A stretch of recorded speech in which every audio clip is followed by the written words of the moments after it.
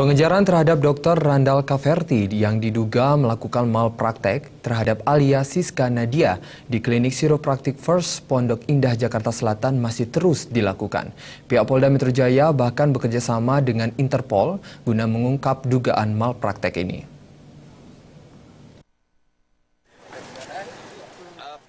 Pihak kepolisian masih melakukan pengejaran terhadap Dr. Randall Kaverti yang diduga melakukan malpraktik terhadap Alia Siska Nadia di klinik Chiropractic First Pondok Indah, Jakarta Selatan. Pihak Polda Metro Jaya bahkan bekerja sama dengan Interpol guna mengungkap kasus dugaan malpraktik ini. Saat ini pihak kepolisian telah menyegel 7 tempat praktik Chiropractic First yang tersebar di berbagai wilayah di DKI Jakarta dan telah melakukan koordinasi dengan pihak Dinas Kesehatan dan Imigrasi untuk melakukan penyegelan klinik serta pencekalan terhadap pelaku yang diketahui saat ini telah berada di Amerika Serikat. Direktur Ditreskrimum Polda Metro Jaya Kombes Pol Krisnamurti mengatakan setelah bekerja sama dengan Interpol, rencananya akan melakukan otopsi pembongkaran makam korban yang sudah dimakamkan 5 bulan yang lalu.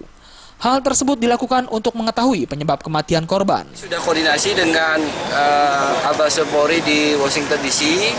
Di sana koordinasi dengan FBI. Kami juga sudah bertemu dengan saya dengan Bapak Kapolda, sudah bertemu dengan agen FBI yang ada di Jakarta. Jadi nanti apabila terlapor ditetapkan tersangka, apabila ya. Jadi ini untuk menunjukkan kepada publik tidak perlu khawatir karena yang bersangkutan sudah kembali ke Amerika. Kami sudah koordinasi bahwa ada 2 cara.